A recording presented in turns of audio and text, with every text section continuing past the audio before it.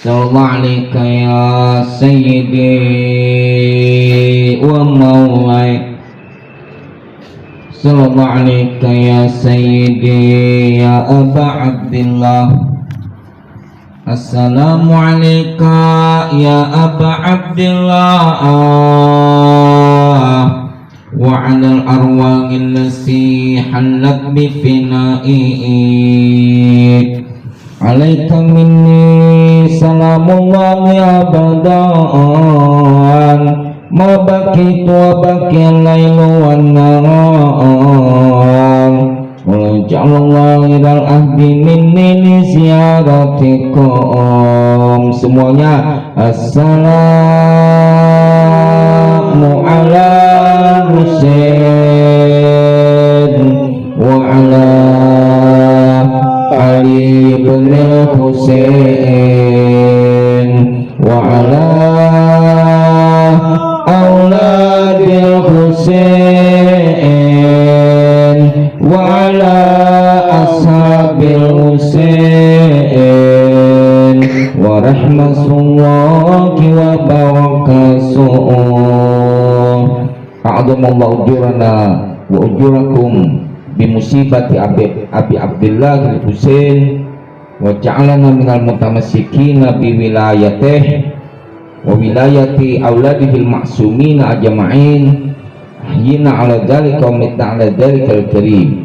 Aqul lakum ayuhal ikhwah jami'an, assalamualaikum warahmatullahi wabarakatuh. Waalaikumsalam warahmatullahi wabarakatuh. Di malam ini saya ingin menyampaikan sesuatu yang sangat penting di dalam sebuah peristiwa Karbala, yaitu barisan orang-orang merdeka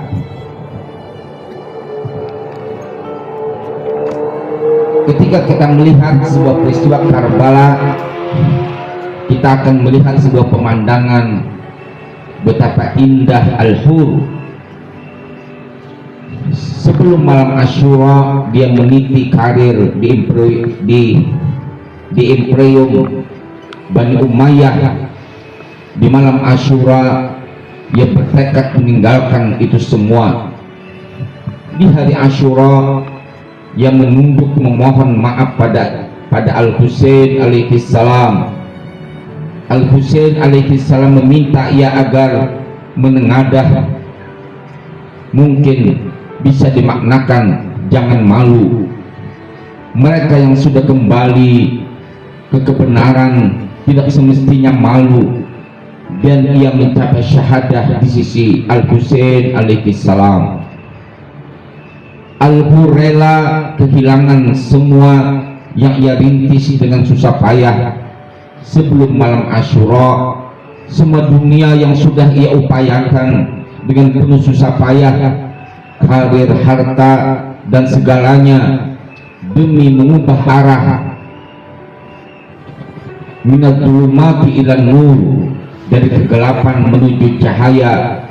Al-Hur rela kehilangan segalanya, dan ini adalah makna kemerdekaan sejati. Seorang ulama mengatakan Al-Hur dibesarkan sekian lama dalam paradigma dan cara pandang Umawi. Ia adalah pejabat dan menduduki posisi yang tinggi dalam Imperium Bani Umayyah, dan ketika di malam Asyura ia jatuh cinta pada Al-Husain alaihi salam. Ia mengikhlaskan segalanya. Ia rela mengubah cara pandangnya. Ia rela melepaskan dan kehilangan seluruh posisinya. Ia rela kehilangan semua yang telah ia perjuangkan di dunia demi cinta pada Al-Husain. Burung pun seolah berhenti mengepakkan sayapnya takjub atas Al-Hur. Singa-singa padang pasir pun seolah berhenti memangsa, ternganga menatap Al-Hur. Bila singa lapar berhadapan dengannya, maka sang singa menjadi bak kucing yang mengibas-ibaskan ekornya di depan sang tuan sejati. Ia yang memiliki dirinya adalah sang tuan sejati, jatuh cinta pada Al-Husain, membumbungkan Al-Ghur ke imam sejati. Apakah kita setelah jatuh cinta pada Al-Husain sebagaimana Al-Ghur, sejauh apa kita siap untuk kehilangan hal-hal yang kita cintai dan hal-hal yang kita cita-citakan di dunia, dan kemudian memilih Al-Husain bila tiba malam Asyura bagi kita?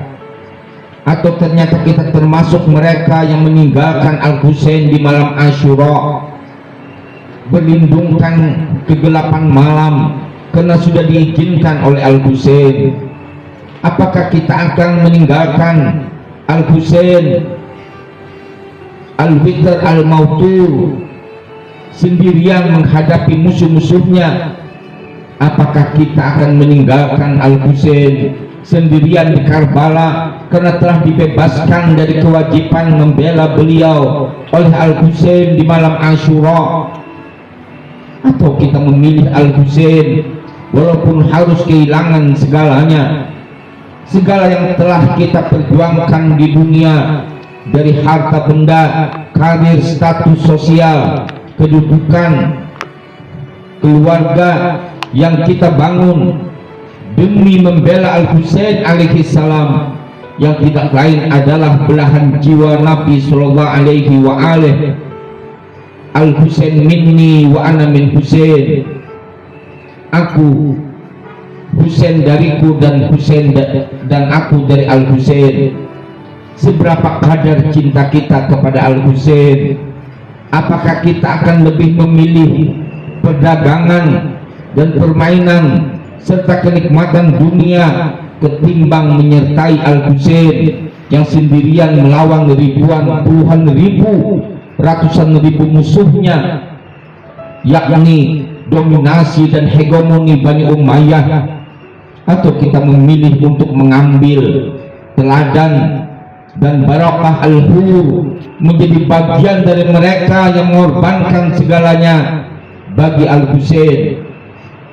Sekali lagi, apakah kita telah jatuh cinta pada Al-Husain sebagaimana Al-Ghur di malam Asyura, dan siap untuk mengikuti teladan Al-Ghur? Cinta di suatu malam yang mengubah segalanya, cinta di suatu padang yang membalikkan segalanya.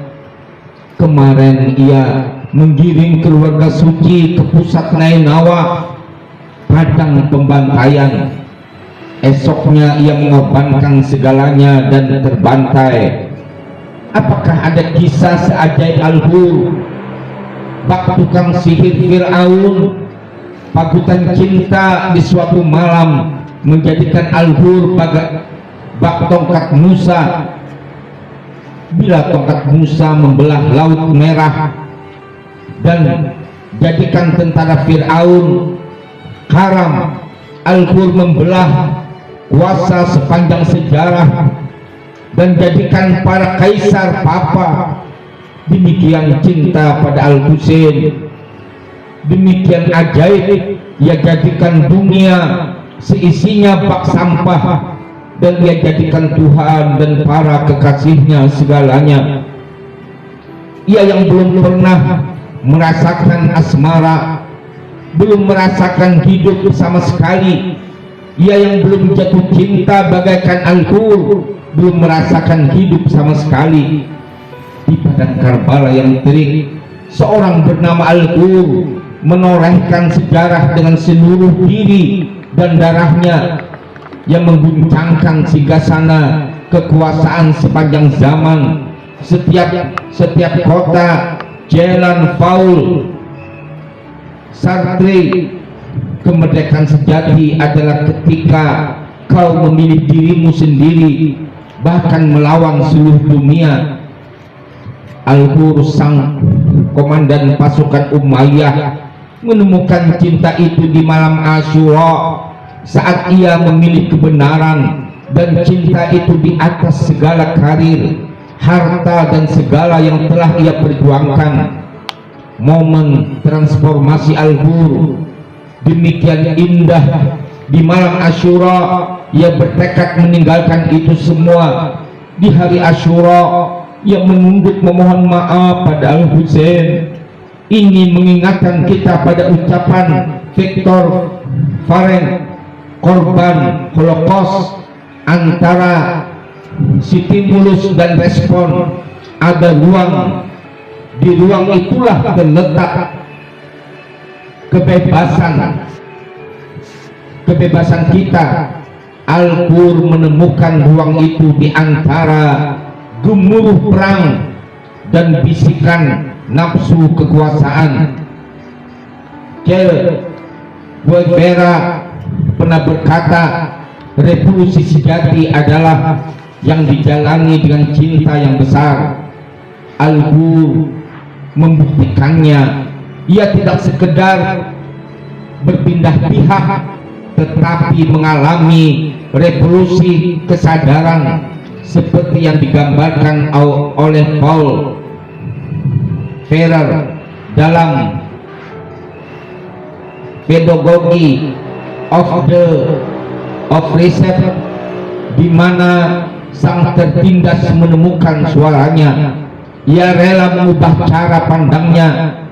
Ia tulis seorang ulama tentang Al-Qur jauh lebih luas dari kesadaran kelas yang dibicarakan Karl Marx. Karena dimensi spiritual, taubat Al-Qur menjulang ke langit. Seorang arif berkata, matilah sebelum kau mati, mutu qabla an tamutu.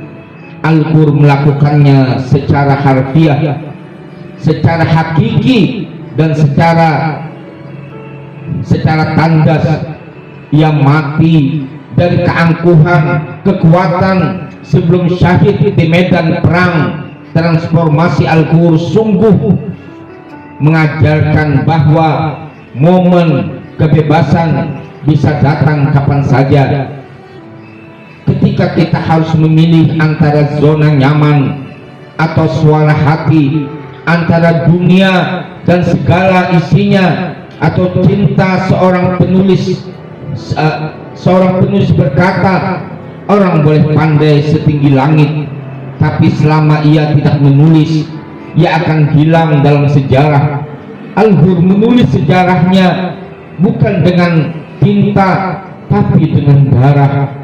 Sebuah memoir abadi tentang keberanian memilih benar ketika seluruh dunia memaksa kita untuk salah.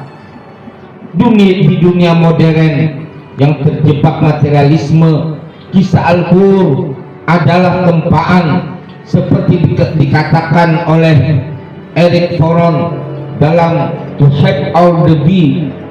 Kita hidup dalam masyarakat yang lebih mementingkan kepemilikan daripada keberadaan. Al-Qur memilih budi, menjadikan dirinya yang sejati dengan meninggalkan semua yang dimilikinya. Pertanyaan yang menggelisahkan, apakah kita telah jauh atau apakah kita telah jatuh cinta pada Al-Husain sebagaimana Al-Qur?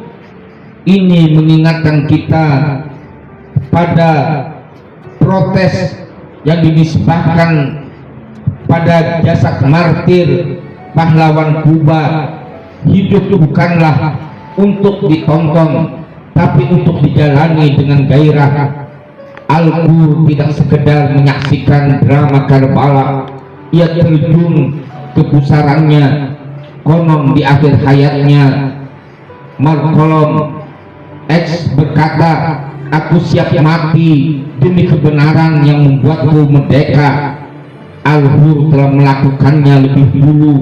Darahnya yang tumpah di Karbala menjadi tinta emas yang menuliskan pelajaran abadi. Kemerdekaan sejati adalah ketika kebenaran menjadi satu-satunya tuan dan segalanya. Harta, tahta, bahkan nyawa hanyalah pelayan setia. seperti kata Fir'aun pada para tukang sihir, kalian memilih hidup enak dan nyaman di sampingku, ataukah ku potong tangan-tangan dan kaki-kaki kalian? Bila kalian benar-benar jatuh cinta pada Musa di malam Asyura, Al-Bur adalah bak tukang sihir Fir'aun. Ia memilih berdiri tegak membela cintanya. Ia memilih kebenaran walaupun harus menentang kuasa. Bila ada darah yang sangat layak untuk menuliskan kata merdeka, maka itu adalah darah Al-Bur. Wa ma taufiqu illa billah, alaihi tawakkaltu wa ilaihi unib. Labbaika ya Husain, Labbaika ya Husain, labbaika ya Husain, labbaika ya Husain, labbaika ya Husain. labbaika ya Husain. Assalamu alayka ya Aba Abdillah. Assalamu alayka ya bna Rasulillah. Assalamualaikum ya bana Amiril Mu'minin. Assalamualaikum ya bana Fatimah Sayyidati Nisa'il Alamin. Assalamualaikum ya Thallah wa bana Thani'in. Assalamualaikum wa 'alal arwahil lati alat bi fina'in.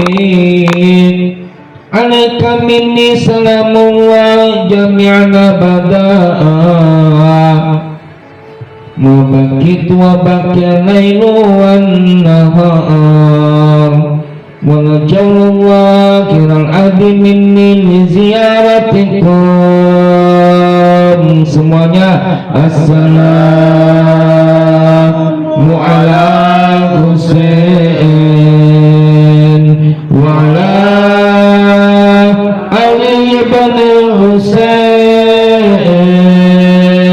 wa ala auladil Husain wa ala ashabil Husain wa rahmatullahi wa barakatuh.